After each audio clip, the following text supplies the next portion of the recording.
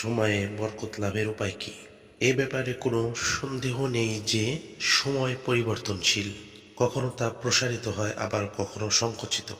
যারা মদিনায় গিয়েছেন তারা জানেন মদিনার একদিন পৃথিবীর অন্য কোনো সময়ের সমান নয়।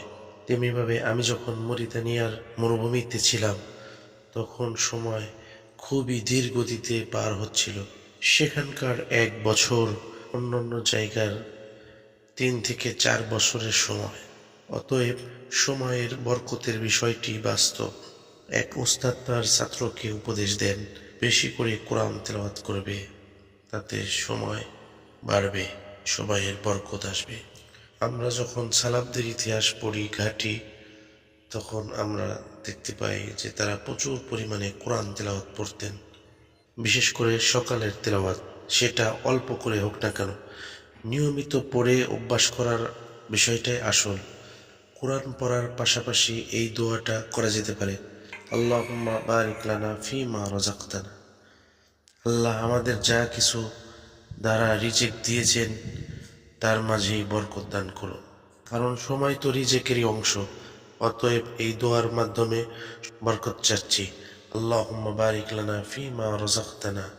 দ্বিতীয়টি বিষয় হলো সময় মতো নামাজ পড়া। সাইয়েদনা উমর রাদিয়াল্লাহু তাআলা আনহু তার খেলাফতের সময় তার সকল গভর্নরদের চিঠি পাঠিয়ে বলেন, তোমরা অবশ্যই ওয়াক্তের নামাজ সুরক্ষিত রাখবে।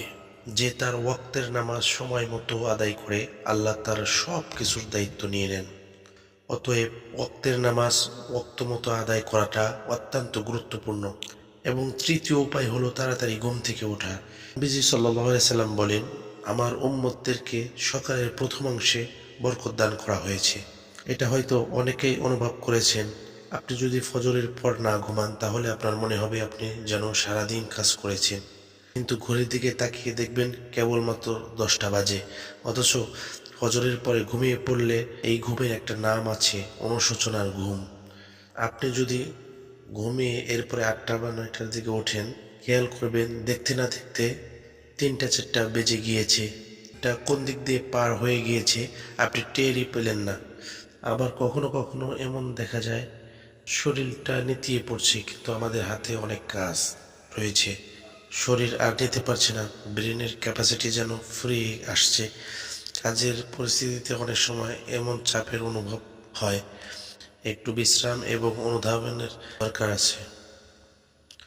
ভোরবেলা সকাল সকাল হাঁটতে যাওয়া, এটা খুবই ভালো একটি অভ্যাস।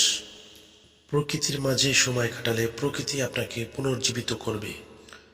কেউ যদি সুস্বাস্থ্য বজায় রাখতে চায় তাহলে অবশ্যই প্রকৃতির মাঝে কিছুটা সময় দেওয়া, ব্যায়াম করা ইত্যাদি ইত্যাদি তাকে করতেই হবে। ইবনে আব্বাস রাদিয়াল্লাহু তাআলা আনহু বলতেন, নিজের অন্তরকে মাঝে মাঝে বিশ্রাম দাও। সেজন্য ইবনে আব্বাস তার কোরআনের দর্শে অনেক সময় কবিতার বই আনতে আদেশ করতেন।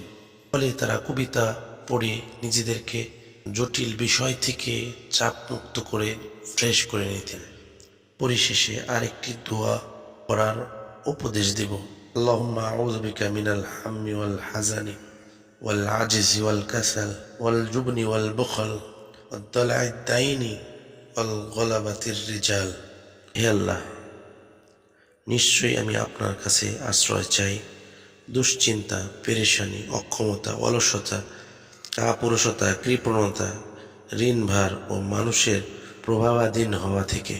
আজিজ হলো এমন ব্যক্তি যে কাজ করতে চায় কিন্তু কাজ করার শক্তি পায় না। অন্যদিকে কাসলান হলো সে কাজ করার ক্ষমতা আছে কিন্তু তার অলসতার কারণে সে কাজ করতে পারে না।